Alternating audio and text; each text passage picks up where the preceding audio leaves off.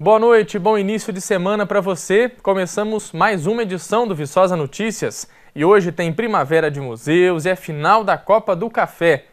E o nosso primeiro assunto fala das recentes tragédias envolvendo o rompimento de barragens. Casos que foram amplamente divulgados na mídia, tanto o mais recente, em janeiro deste ano, em Brumadinho, quanto o de Mariana, em 2015. E como estão os moradores sobreviventes que foram diretamente atingidos?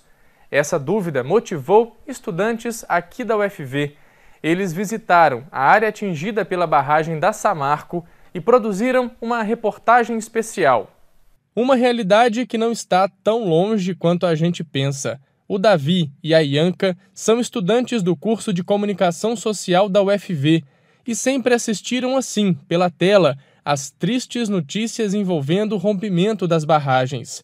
Os dois decidiram, então, conhecer de perto a realidade dos moradores atingidos pela barragem da Samarco em 2015. Foram até a região de Mariana para produzir uma reportagem especial. Nós fomos para essas duas cidades, Rio Doce e Santa Cruz do Escalvado, 2 vezes. Na primeira vez a gente participou de uma reunião com os atingidos da barragem, daí a gente conheceu nossas fontes. E aí na segunda vez a gente voltou para falar com eles individualmente, os dois atingidos, E foi bem legal conhecer essa realidade que está tão perto daqui da gente de Viçosa. É 1h30 no máximo de viagem que a gente fez e uma coisa que eu nunca imaginaria que tinha atingido daquela barragem aqui tão perto.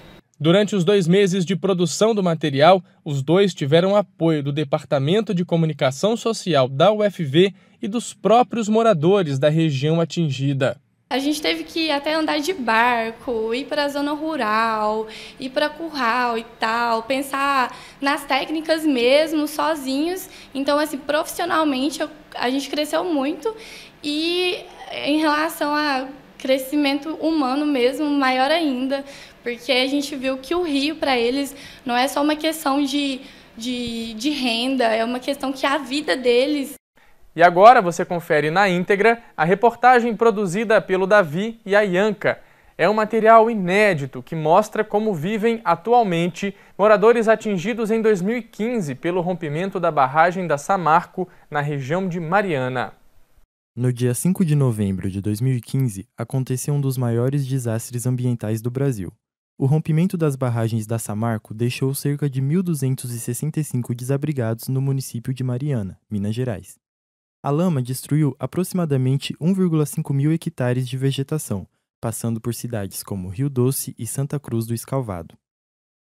Veio buzinando, e eu comendo aqui pãozinho com ovo, pensando assim, que fosse um sinônimo que saiu debaixo do chão ou pelo menos uma represa d'água que arrebentou, queria ser uma passagem rápida, Aí ele me gritou, ô Ceará, arrebentou uma barragem lá em Mariana, rapaz. O tempo tá feio. Fica quieto aí, não sai não que a coisa tá feia.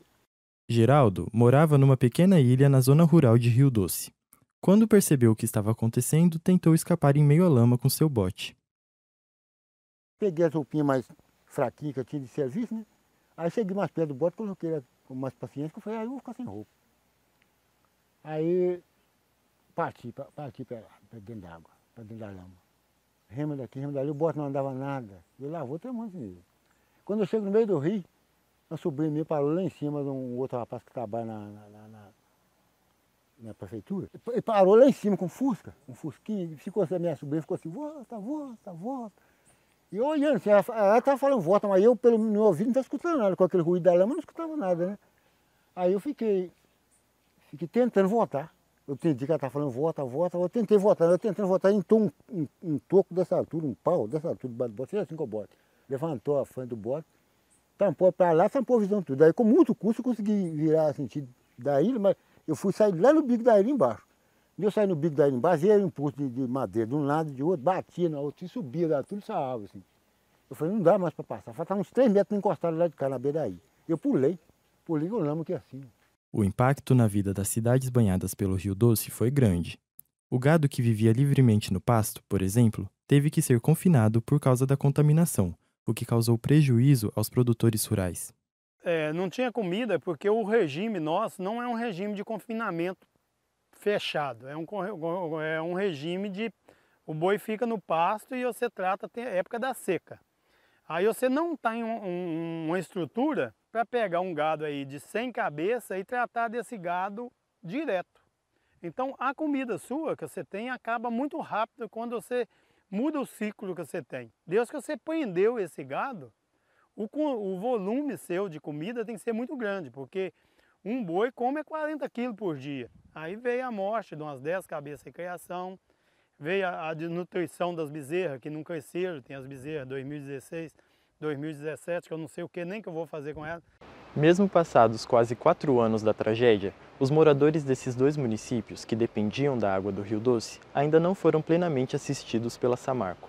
A Fundação Renova, criada para prestar auxílio aos atingidos, não foi capaz, até hoje, de devolver a qualidade de vida que os cidadãos conheciam antes da tragédia. De acordo com o advogado responsável pela Fundação Rosa Fortini, que presta amparo aos atingidos pela barragem nos 2 municípios, a Renova ainda não chegou a uma maneira eficiente de amenizar os danos causados. Criou uma governança que se pensou que resolveria um problema complexo como esse, que é esse grande acidente ambiental. E, na verdade, o que se percebe passados aí 3 anos é que essa estrutura, ela gasta muito dinheiro com a estrutura, fazendo laudo, reunião, contralaudos, e o que a gente percebe, estando em contato com as comunidades, é que o problema lá na ponta do atingido não está sendo resolvido. E a gente vai ver os gastos da Renova, ao longo desses 3 anos, são bilhões de reais gastos. E onde que está a resolução do problema de quem interessa, que tem que estar lá na ponta? Procurada pela equipe de reportagem, a Fundação Renova afirmou, em nota, que já destinou cerca de 6,26 bilhões em ações de reparo de danos e que pagou cerca de 1,7 bilhão em indenizações e auxílios emergenciais. Enquanto esse dinheiro não cai na conta, Geraldo vive com a certeza de que a vida não voltará a ser como antes. À tarde, a hora que eu estava de folga, à tarde, ia pescar. Aí todo dia tinha peixe, na janta, no almoço. Eu banho no rio, todo dia. Fazia café com a água do rio. Mas não tinha impunidade braba que tem hoje, né? A água era uma água quase pura.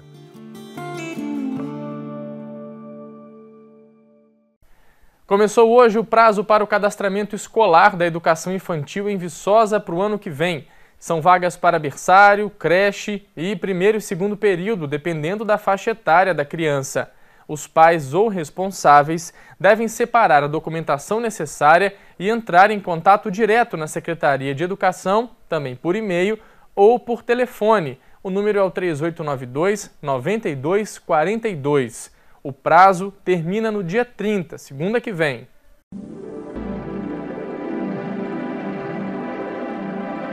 O tempo virou no fim de semana e a previsão para terça-feira é de céu parcialmente nublado nas cidades da Zona da Mata e norte de Minas. Deve chover pouco no Triângulo Mineiro e nas demais regiões, céu claro a parcialmente nublado. Em Viçosa, céu nublado durante o dia e a noite, com temperaturas em queda. Mínima de 12 e máxima de 26 graus. Na capital, mínima de 14 e máxima de 27 graus. Canaã tem mínima de 15 e máxima de 26. E em Porto Firme, os termômetros registram mínima de 14 e máxima de 26 graus. Na Copa Regional do Café de Futebol Feminino, o Viçosa Futebol Clube perdeu nos pênaltis e ficou com o vice-campeonato. A cidade de Ponte Nova foi o palco da finalíssima da Copa Regional do Café. Viçosa Futebol Clube e Ponte Novense se enfrentaram em busca do troféu. Desde o início da partida, a equipe de Viçosa se impôs sobre o adversário e abriu o placar ainda no primeiro tempo. Patrícia cruzou a bola para a área e o chute acabou entrando na meta da goleira de Ponte Nova. O jogo seguiu com o Viçosa Futebol Clube na frente do placar até o final do segundo tempo. Janaína, do Ponte Novense, arriscou um chute que bate nas mãos de Érica, do time de Viçosa. O juiz marcou pênalti cobrado por Vaninha e o jogo terminou empatado. Na disputa de pênaltis, o Ponte Novense venceu por 4-2 e conquistou o título da Copa Regional do Café de 2019. Começou a estação mais florida do ano e junto com ela tem programação especial nos museus.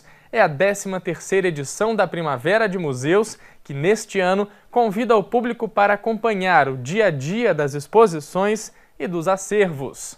Com o tema Museus por dentro dos museus, a 13ª edição da Primavera de Museus quer mostrar aspectos do cotidiano museológico, como funcionamento e importância para a comunidade. A temática ela é desenvolvida pelo Instituto Brasileiro de Museus, o IBRAM, né? Então, todo ano o IBRAM estrutura uma temática diferente para ser apresentada para os museus e para a gente poder estar desenvolvendo alguma atividade correlacionada. Então, Museus por dentro dos museus, essa abordagem partiu do incidente que aconteceu com o Museu Nacional, para que o público entendesse a importância, né, dos museus no seu interior, como que funciona a gestão museológica, como que funciona a gestão de acervos, não o entendimento da narrativa específica. Quando você vai visitar os museus, você tem um mediador explicando para você, mas de você entender como que é feito as aquisições do acervo, como que é o funcionamento de um museu, quem está por dentro do museu, os envolvidos por museu, a reserva técnica, o que é uma reserva técnica, por que esse acervo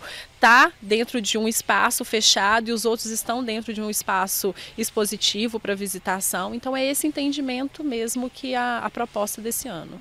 Os museus não ficam restritos apenas a ambientes fechados, salas com paredes, objetos intocáveis. Muito pelo contrário, eles podem ser assim, a céu aberto, com seres vivos, um convite à interação.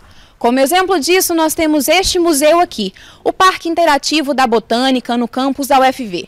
Um espaço que reúne cerca de 1000 bromélias, que contam um pouco da história de 6 ecossistemas brasileiros.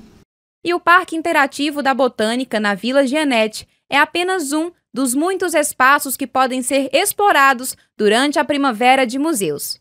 Em Viçosa, todos os 12 espaços museológicos da UFV vão funcionar em horários diferenciados e com uma programação especial de ações educativas. A Secretaria de Museus e Espaços de Ciência da UFV, a SEMEC, promove um concurso de fotografias para aproximar ainda mais a população viçosense e os espaços de ciência e história da universidade. A gente vai oferecer também o coletivo da Secretaria de Museus e Espaço de Ciências. A gente vai oferecer o primeiro concurso, a gente está oferecendo, na verdade, já está em aberto, o primeiro concurso de fotografias, que ele tem a intenção de levar o público para dentro dos museus e fazer um registro de um todo, não somente do objeto, mas sim do todo, do que ele entendeu em relação a esse tema e que registro ele pode estar fazendo em relação a esse tema. Então é um concurso do coletivo, né, SEMEC, para com a comunidade universitária, a comunidade viçosense. Gostou? A programação completa está disponível no site da SEMEC. E a edição desta segunda-feira do Viçosa Notícias fica por aqui. Estaremos juntos ao longo da semana com mais notícias da nossa cidade. Até a próxima!